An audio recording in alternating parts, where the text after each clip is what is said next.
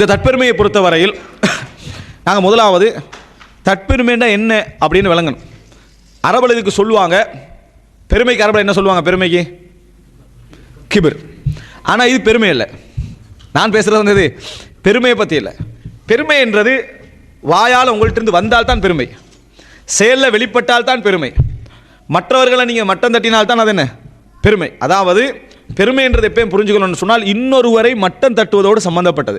ரசூலுல்லாஹி ஸல்லல்லாஹு அலைஹி வஸல்லம் அவரிடத்தில் வந்து ஒரு நபித்தோழர் கேட்கிறாரு, ஒரு மனிதன் தனது செருப்பு தனது ஆடை அழகாக இருக்கணும் என்று ஆசைப்படுறாரு, இது பெருமையில் அடங்குவான்னு கேட்குறாங்க. அப்போ ரசூல் ஸல்லல்லாஹு அலைஹி வஸல்லம் சொன்னாங்க, இல்லை, இன்னல்லாஹ ஜமீலுன் யஹிப்புல் ஜமால், அல்லாஹு தாலா அழகானவன், அல்லாஹு தாலா அழகை விரும்புகிறான்னு சொன்னான். ஆனால் பெருமைன்ற என்ன விளங்கப்படுத்தினார் சொன்னால் கிப்ரு, அதாவது பத்தருல் ஹக் வகம்துன் நாஸ், உண்மையை மறைத்தல், மக்களை கேவலமாக நினைத்தல். அதாவது மற்றவர்களை மட்டம் தட்டுறதுல தான் என்ன செய்யுது பெருமை இருக்குது. ஆனால் இந்த சுய திருப்தி தற்பெருமை இதில் இருக்குது தெரியுமா? நீங்கள் மற்றவர்களை மட்டம் தட்டினீர்களோ இல்லையோ, வாயால் அப்படி சொன்னீங்களோ இல்லையோ, அது உங்களோட உள்ளத்துக்குள்ளே வைக்கும். சில பொழுது மற்றவங்களுக்கு பார்த்தா விளங்கவும் அது.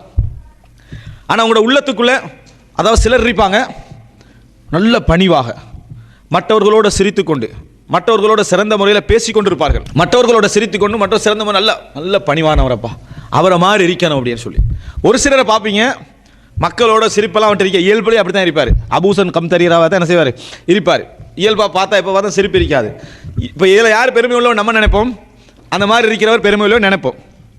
ஆனால் இமாம் இப்னு தைமியா ரஹிமஹுல்லாஹ் அவர்கள் சொல்கிறார்கள், பெருமை ரெண்டு வகை, அல் கிபிர் அல் முத்தரஃபியா, அல் கிபிர் அல் முத்தஹஃபித்னு சொன்னாங்க. ஒன்று மேலே போய் பெருமை அடிக்கிறது, இன்னொன்று பணிஞ்சு பெருமை அடிக்கிறது. இன்னொன்று என்ன பணிஞ்சு பெருமை அடிக்கிறது. சிலர் நீங்கள் பார்க்கலாம் நமக்கு தலைமைத்துவம் அதெல்லாம் ஒன்றும் வானமாப்பான்னு சொல்கிறோம். ஆனால் உள்ளத்துக்குள்ளே வந்து நான் மட்டும் தான் தகுதி என்ற எண்ணம் இருக்கும். நமக்கு தலைமைத்துவம் வான மட்டும் தான் எப்பயும் சொல்கிறது. ஆனால் உள்ளத்துல எவன் தலைமைத்துவம் வந்தாலும் அவனை குறை சொல்லி நினைக்கிறது. ஆனால் அவர் தலைவராகிறது இல்லை. நமக்கு தலைமைத்துவம் சரி வராது, நமக்கு தலைமைத்துவம் இப்போ வேண்டாம் வேண்டாம் என்று இருக்கிறது.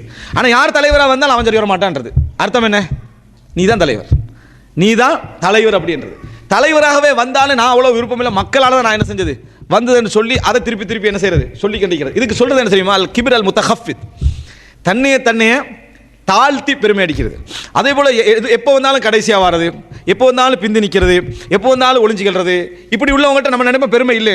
ஆனால் இப்னு தைமியா ரஹ்மத்துல்லாஹி அவர்கள் சொல்கிறார்கள், அது நல்ல குணம். ஆனால் அதுலேயும் சில நேரத்தில் என்ன செய்யும் பெருமை இருக்கும். என்ன பெருமை இருக்கும்? நான் மற்றவர்களை விட பணிவானவன், நான் மற்றவர்களுக்கு விட்டு கொடுப்பவன், நான் மற்றவர்களை மன்னிப்பவன், நான் மற்றவர்களோடு இங்கிதமாக நடப்பவன் என்ற பேர் மக்கள்கிட்ட கேட்க அவட்ட உள்ளத்தில் என்ன இருக்குது? ஒரு பெருமை உண்டு, அதை என்ன செய்யும் உருவாக்கும். எனவே பெருமையை நம்ம எப்போ நினைச்சிடக்கூடாது, அகங்காரமாக பேசி ஒரு அகங்கார குணத்தில் பேசி அகங்காரமாக நடந்து கொண்டால் தான் பெருமை நினைக்கக்கூடாது. பணிவிலையும் பெருமை என்ன செய்யும் வர ஆரம்பிக்கும் என்பதை நம்ம புரிஞ்சுக்கணும். இந்த பணிவில் வரக்கூடிய பெருமை தான் பெரும்பாலும் இந்த தற்பெருமை என்றது. அது வெளிப்படாது, வெளியே சொல்ல மாட்டாங்க, உடல்ல விளங்காது, சில பொழுதில் என்ன செய்யாது, அதாவது மற்றவர்கள்ட்ட பேசியிருக்க மாட்டார்கள். எனவே எப்பொழுதும் வெளியே வந்தால், ஒரு விஷயம் வெளியே வருமாக இருந்தால், பிறரை மட்டம் தட்டுதலோடு சம்பந்தப்பட்டால் அது என்ன பெருமை. பிறரை மட்டம் தட்டுதலோடு சம்பந்தப்படலை, ஆனால் அவருடைய ஒரு பெருமை அதை வெளிப்படுத்துகிற மாதிரி இருக்குதுன்னா அது என்ன தற்பெருமை. இதுக்கு அரபுல சொல்லுவாங்க கிபிரண்டா பெருமை, அரபுல சொல்லுவாங்க இதுக்கு அல் உஜுப் அப்படின்னு சொல்லி, அல் உஜுப் அப்படின்னு சொல்லுவாங்க. அஜீபண்டா என்ன ஆச்சரியம் என்று சொல்லுவோம். தன்னை பார்த்தே ஆச்சரியப்படுறதுக்கு பேர் தான் என்ன அல் உஜுப் தற்பெருமை. இன்னொரு வகையில் சொல்கிறேன் சுய திருப்தி, சுய திருப்தியை நம்ம என்ன செய்யலாம் சொல்லலாம். இந்த நிலை நிறைய எங்கள் இடத்துல இருப்பதை பார்க்கிறோம். அதாவது அப்துல்லா இப்னு மஸ்ஊத் ரலியல்லாஹு அன்ஹு அவர்கள் சொல்கிறார்கள், இரண்டு விஷயம் வாழ்க்கையில் பேரழிவுகளை உங்களுக்கு கொண்டு வந்து சேர்க்கும் என்றார். இரண்டு விஷயங்கள் வாழ்க்கையில் பெரிய அழிவுகளை கொண்டு வந்து சேர்க்கும். ஒன்று அல் குனூத், இரண்டாவது அல் உஜுப். அல் குனூத் அப்படி என்று சொன்னால் நம்பிக்கை இழந்து போதல். இறைவன் விஷயத்தில் இறைவன் தருவான், இறைவன் என்னை காப்பாற்றுவான், இறைவன் எனக்கு கை கொடுப்பான், இறைவன் எனக்கு உதவி செய்வான் என்ற விஷயத்தில் என்ன செய்யறது? நம்பிக்கை இழந்து போவதும் உங்களோட வாழ்க்கை என்ன செஞ்சிடும் அழித்து விடும். அதே போல ஒருவர் சுய திருப்தி அடைகிறது, தற்பெருமை கொள்வதும் உங்களோட வாழ்க்கை என்ன செஞ்சிடும் அழித்து விடும் அப்படின்றாங்க. இதுக்கு விளக்கம் சொல்லக்கூடிய அறிஞர்கள் என்ன சொல்றாங்கன்னு சொன்னால், உண்மையிலே வாழ்க்கையில் இந்த ரெண்டு இருந்தால் தான் நிறைய முன்னேறலாம், உலகத்திலையும் மார்க்க விஷயத்திலையும். ஒன்று நம்பிக்கை என்றைக்கும் இழக்கக்கூடாது, அப்போ தான் நீங்கள் தோல்வி அடைய சோதனை வர விமர்சனம் வர ஒவ்வொரு ஸ்டெப்பாக என்ன செய்வீங்க முன்னுக்கு வச்சுக்கிட்டே போவீங்க. இல்லைன்னா நம்பிக்கை இழந்தீங்கன்னா வாழ்க்கையில் ஒரு அரவாசி என்ன செஞ்சிடும் போய்விடும். அடுத்தது என்ன, திருப்தி அடைஞ்சிட்டீங்கன்னு சொன்னால் நீங்கள் ஃபினிஷ்டுன்னு நினைக்கிறீங்க. நீங்கள் என்ன நினைக்கிறீங்க? ஃபினிஷ், நான் ஒரு இடத்தை அடைந்து விட்டேன், ஒரு முழுமையடைந்து விட்டு என்ன நினைக்கிறேன். இதுக்கு அடுத்த பகுதி என்ன? அதில் தேட மாட்டீங்க, அதில் படிக்க மாட்டீங்க, அதில் போக மாட்டீங்க, அதில் முயற்சி எடுக்க மாட்டீங்க. அதான் திருப்தி வந்தாச்சு. எனவே வாழ்க்கையில் இது ரெண்டுமே என்ன மிகப்பெரிய அழிவை ஏற்படுத்தும். இமாம் இப்னு தைமியா ரஹிமஹுல்லாஹ் அவர்கள் சொல்கிறார்கள், அல் உஜ்பு நௌஅம் மின ஷிர்க். தற்பெருமை ஷிர்க்கில் ஒரு வகை என்றார். தற்பெருமை ஷிர்க்கில் ஒரு வகை என்றார். யாரிடத்தில் தற்பெருமை இருக்கிறதோ, இய்யாக நஅபுது வ இய்யாக நஸ்தஈன். இய்யாக நஅபுத், யாரிடத்தில் முகஸ்துதி இருக்கிறதோ அவர் இந்த வசனத்துக்கு மாற்றமாக இருப்பார். உன்னையே வணங்குகிறோம், அதுக்கு மாற்றமானதான் எது? முகஸ்துதி. வ இய்யாக நஸ்தஈன், எங்களது எல்லா உதவியும் உன்னை கொண்டு தான் என்ன செய்து இருக்குது. இதுக்கு மாற்றமானது உஜுப், தற்பெருமை. இதுக்கு மாற்றமானது இறைவனுடைய உதவியை நாடாமல் இருத்தல் என்ற இடத்துக்கு போகிறது தான் என்ன? அல் உஜுப். என்னிடத்துல எல்லாம் இருக்குது என்ற சிந்தனைக்கு போகிறது தான் அல் உஜுப். அன்புள்ள சகோதரர்களே, இந்த இவ்வளோ அறிஞர்கள் இதை பயந்திருக்கிறார்கள், இவ்வளோ கண்டித்து அதை என்ன செஞ்சுக்கிறாங்க, சொல்லியிருக்கிறாங்கன்னு சொன்னால் தற்பெருமையை பற்றி நாங்கள் மிகவும் யோசிக்கணும். இது ஒரு கவலைக்கிடமான விஷயம். என்னென்னா, பொதுவாக இதுக்கு மட்டுமல்ல, எல்லா பயானுக்கும் உரியது. நம்ம என்ன பயான் பண்ணினாலும் அது சில கோட்டால் போகுதே இல்லை, விதிவிலக்கு வச்சுக்கிறது. உதாரணமாக, நீங்கள் பகைக்கக்கூடாது அப்படின்னு சொன்னால், இப்படி அந்த பகைக்கக்கூடாது பயான் இப்படியே போயிட்டு இருக்கும்.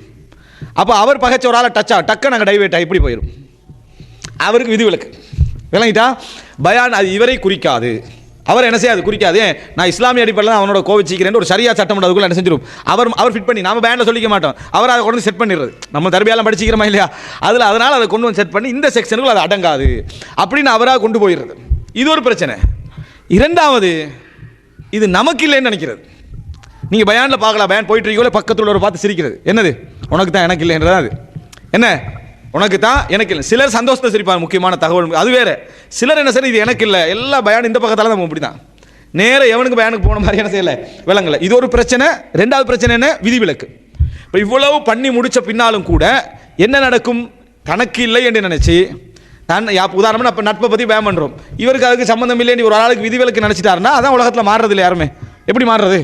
அதை நம்ம போட்ட மேந்தரத்தில் விதிவிலக்கு என்ன செஞ்சிட்டோம், நம்ம போட்டு தான் கொண்டு போகிறோம். இப்படி என்றைக்குமே நம்ம என்ன செய்யக்கூடாது, கேட்கக்கூடாது. நம்ம எப்போ என்ன நினைக்கணும்னா, நாங்கள் எடுத்திருக்கக்கூடிய முடிவிலும் நிறைய தவறு என்ன செய்யும் இருக்கலாம், நாங்கள் எடுத்திருக்கக்கூடிய முடிவிலும் நிறைய பிழைகள் இருக்கலாம், அவைகளுக்கும் இது உட்படுமா அப்படின்னு என்ன செய்யணும், நம்ம யோசிக்க சிந்திக்க கடமைப்பட்டிருக்கிறோம். எனவே தற்பெருமை என்பது ஷைத்தான், அதாவது இந்த உலகத்தில் முதலாவது, அதாவது ஷைத்தான் அழிவதற்கான முதல் பாவம் இந்த உலகத்தில் நடந்ததாக இருந்தால் அது அல் உஜுப், தற்பெருமை தான்.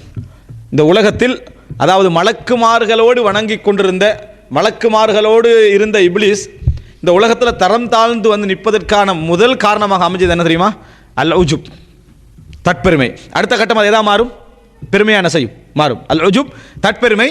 அது சிச்சுவேஷன் அதை தீர்மானிக்கும் பெருமையாகிறதுக்கு. உஜுப் எப்போ இருந்துகிட்டே இருக்கும், தற்பெருமை உள்ளத்துக்குள்ள இருந்து கொண்டிருக்குது. அதை ஒரு சிச்சுவேஷன் தீர்மானிக்க அந்த பெருமையை வெளிப்படுத்தி கொண்டு வந்துட்டு அது பெருமையாக என்ன செஞ்சிடும், அது மாறிடும். ஷைத்தான் சொன்ன இப்லீஸ் சொன்ன ஒரே வார்த்தை என்ன, நீ என்ன நெருப்பால் படைச்சிக்கிறாய், அவனை களிமண்ணால், ஆதம் அலைஹிஸ்ஸலாத்தை களிமண்ணால் படைத்திருக்கிறார். எப்படி நான் என்னது களிமண்ணால் படைத்த ஒருவருக்கு நான் சுஜூது செய்வதுன்னு சொன்ன. அப்போ அல்லாஹ் கேட்ட கேள்வி என்ன, இதில் பெருமை அடிக்கிறதுக்கு உனக்கு என்ன இருக்குது, இதில் பெருமை அடிக்க உனக்கு என்ன இருக்கிறது? அப்படி என்றால் உலகத்தில் யார் பெருமை அடித்தாலும் சரி, அது உங்களுக்கு சொந்தமாக இருந்து பெருமை அடிச்சிங்கன்னு சொன்னால் அதோட நியாயம் இருக்குது. உங்களுக்கு சொந்தமாக இருந்து உங்கள் முயற்சியோடு இருந்து அப்போ நீங்கள் பெருமை அடிச்சிங்கன்னா நியாயம் இருக்குது. இந்த உலகத்தில் எந்த நியாமத்தாக இருந்தாலும் உங்களுடைய பங்கு கொஞ்சம் தான். அதில் இந்த உலகத்தில் எந்த நியாமத்தாக இருந்தாலும் சரி உங்களது பங்கு அதில் கொஞ்சம் தான். மற்ற எல்லா விஷயம், அதாவது உங்களுடைய முயற்சிக்கு இறைவன் தந்த பங்களிப்பு கொஞ்சம் தான். மற்ற எல்லாமே யாருடைய புறத்திலிருந்து, அல்லாஹுடைய புறத்திலிருந்து. இமாம் இப்னு ஹஸ்ம் ரஹிமஹுல்லாஹ் அவர்கள் சொல்கிறார்கள், ஒரு மனிதன் நல்ல குணங்களை வைத்து கூட தற்பெருமை அடிக்கக்கூடாது. காரணம், உனக்கு ஏற்படக்கூடிய நல்ல குணங்கள் என்பது உனது உடம்பில் உள்ள இரசாயனவியல் மாற்றங்களால் ஏற்பட்ட விஷயமே தவிர வேறு எதனால என்ன செய்யலை, ஏற்பட. நீ சம்பாதிச்சு கொண்டதோ நீ உழைச்சி கொண்டதோ அல்ல உனக்கு குணங்கள்லாம். அல்லாஹு தாலா உனது மனதுடைய செட்டப்பையும் உன் உடம்பில் ஏற்படக்கூடிய அந்த சேஞ்சஸையும் உனக்கு சார்பாக என்ன செஞ்சுக்கிறான், வைத்து இருக்கிறான். இதே விஷயம் மற்றவனுக்கு இறைவன் ஏற்படுத்தினா அவன் நல்ல குணமுள்ளவன் என்ன செஞ்சிருப்பான், இருந்திருப்பான். பரம்பரை உனக்கு இந்த குணத்தை கொண்டு வந்து சேர்க்கவும் இல்லை, சூழல் உனக்கு இந்த குணத்தை கொண்டு வந்து சேர்க்கவும் இல்லை, இறைவனா தந்தது. எப்படி நீ நற்குணங்களால் கூட என்ன செய்ய முடியாது, நீ தற்பெருமை அடிப்பதற்கு முடியாது அப்படின்னு இமாம் இப்னு ஹஸ்ம் ரஹிமஹுல்லாஹ் அவர் என்ன செய்றாங்க, சொல்றாங்க. எனவே தற்பெருமையை பொறுத்த வரைக்கும் ஒரு மனிதனுக்கு பெருமை, அல்லாஹ் தஆலா கேட்ட கேள்வி தான், உனக்கு இதில் பெருமை அடிக்க என்ன இருக்குது? படைச்சது உன்னை நெருப்பில் நான், நெருப்பில் படைச்சது யாரு, நான். அவரை களிமண்ணால் படைச்சது யாரு, நான். இறைவன் சொல்றான். அப்படி இருக்க நீ பெருமை அடிக்கிறதுக்கு எதுவும் இல்லை, அல்லாஹ் பெருமை அடிக்கலாம். அதனால தான் அல்லாஹ்வுக்கு என்ன சொல்றோம், முத்தகப்பீர், பெருமைக்குரியவன்.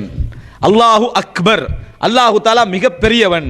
லஹுல் கிப்ரியா வல் அதமா, அவனுக்குத்தான் பெருமையும் ஆதமா மகத்துவமும். அல்லாஹ்வுக்கு சொல்றான் அப்படி? எல்லாமே இறைவனுக்கு தான் போய் சேருது.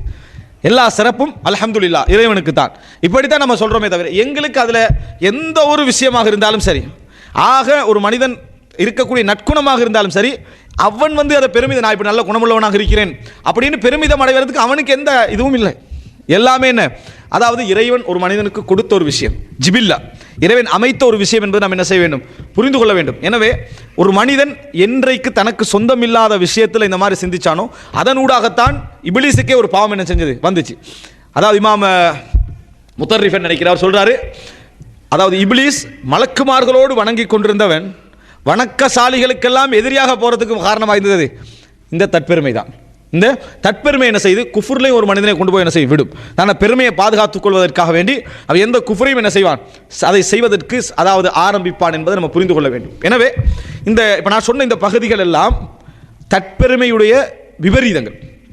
தற்பெருமை என்பது பெருமையை விட எப்படி டிஃபரெண்ட் ஆகுது, தற்பெருமை எவ்வளவு பெரிய விபரீதங்களை அதை என்ன செய்யும் ஏற்படுத்தும் என்பதற்காகத்தான் இந்த தற்பெருமையை பற்றி நான் என்ன செய்திருக்கிறேன், இந்த பகுதியை சொல்லியிருக்கிறேன்.